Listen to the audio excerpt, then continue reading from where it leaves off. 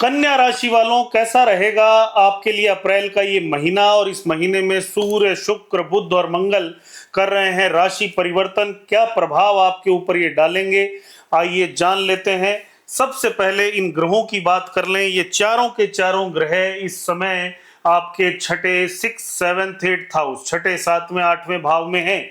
और ये भाव आपकी मैरिड लाइफ को कहीं ना कहीं डिस्टर्ब किए हुए है। इस समय कहीं ना कहीं आपकी स्पाउस को, आपको आपस में डिस्टर्ब किए हुए है।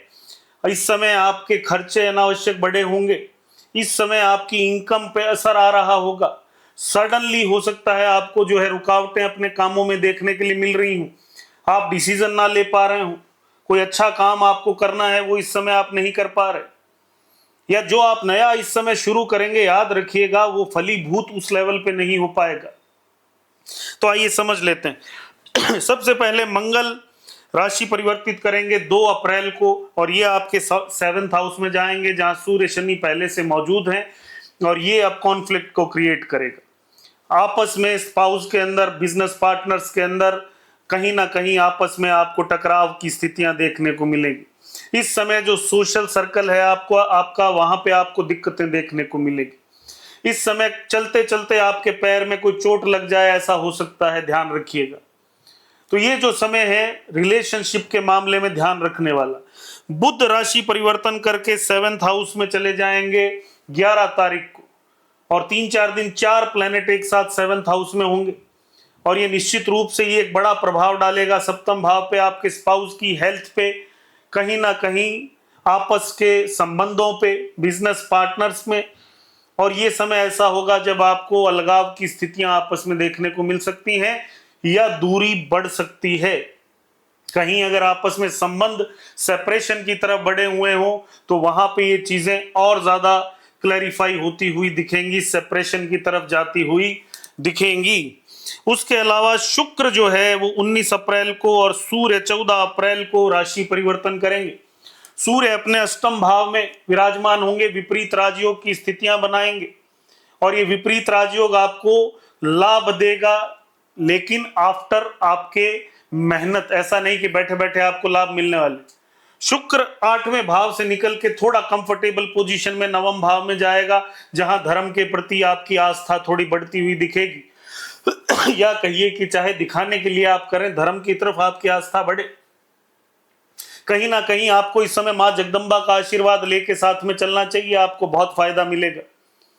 अब आइए जान लेते हैं, एक एक पॉइंट को समझ लेते हैं। हेल्थ की बात करूं तो इस समय हेल्थ के भाव में प्लैनेट्स की जो स्थिति है, राहु, बुध, मंगल, हालांकि मंगल राशि परिवर्तन कर लेंगे, फिर भी राहु, बुध, अष्टम भाव में शुक्र, सप्तम में शनि, सूर्य, ये सारे के सारे दबाव डाले हुए हैं, या तो आपके स्वास्थ्य पे, या आपके स्पाउस के स्वास्थ्य पे, आपके पिता के स्वास्थ्य पे।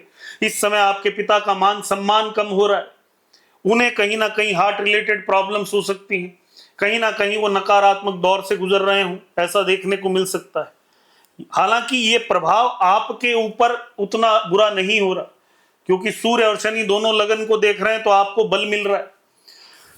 आप पावरफुली रिएक्ट करने की कोशिश कर रहे हैं, लेकिन यही पावरफुल रिएक्शन, या कहिए कि आपका जो है एक प्राइड या थोड़ा ईगो वाला जो नेचर इस समय बना हुआ है, वो आपके रिलेशनशिप्स में बाधा का कारण बन रहा है।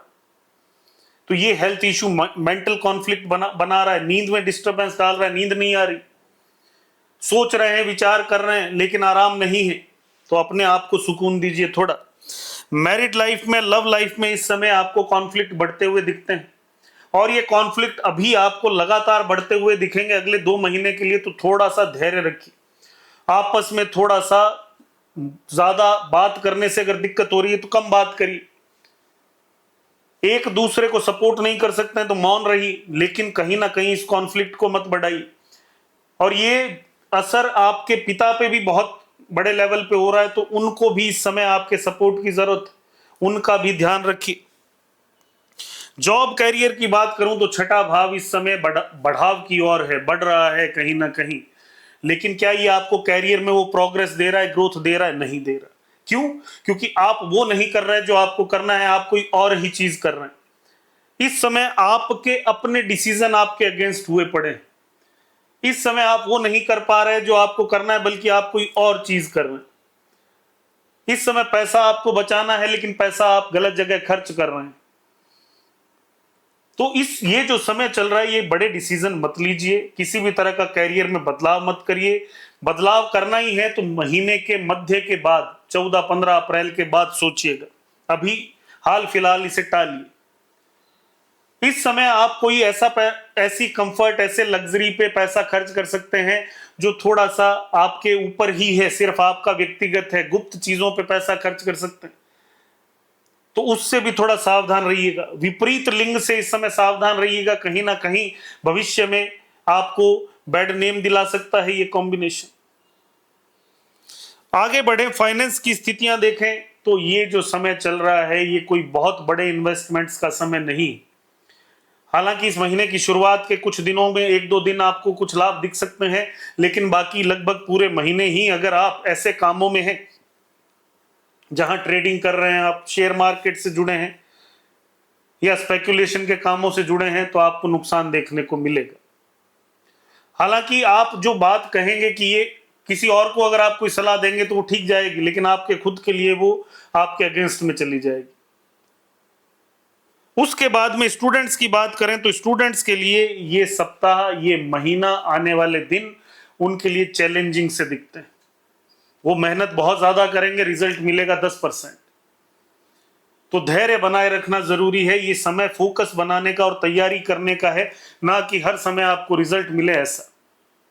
दूसरी बात, ये जो राशिफल होते हैं ये जनरलाइज राशिफल हैं सबके लिए। आप अगर अपने पूरी व्यक्तिगत कुंडली के बारे में कंसल्टेशन डिस्कशन चाहते हैं तो जो नीचे नंबर चल रहा है आप उस पर मुझसे संपर्क कर सकते हैं। अब आगे आइए रेमेडीज की बात कर लेते हैं। कन्या लगन वालों के लिए सबसे बड़ी रेमेडी, पीली रुमाल अपने पास रखिए। और अगर आपका कन्या लगन, कन्या राशि है बाई बर्थ, तो एक पन्ना जरूर धारण करिए। हालांकि हरित आभा वाला यानी ग्रीन आभा वाला जो येलो स्टोन आता है वो भी आप पहनेंगे तो आपको विशेष लाभ मिलेगा। लाभ बढ़ाने के लिए आप मून स्टोन भी धारण कर सकते हैं, वो भी आपको अच्छा लाभ देगा। लेकिन इस समय में मंदिर जाइए, हनुमान जी के मंदिर विशेष रूप से जाइए, एक नारियल उन्हें अर्पित करिए।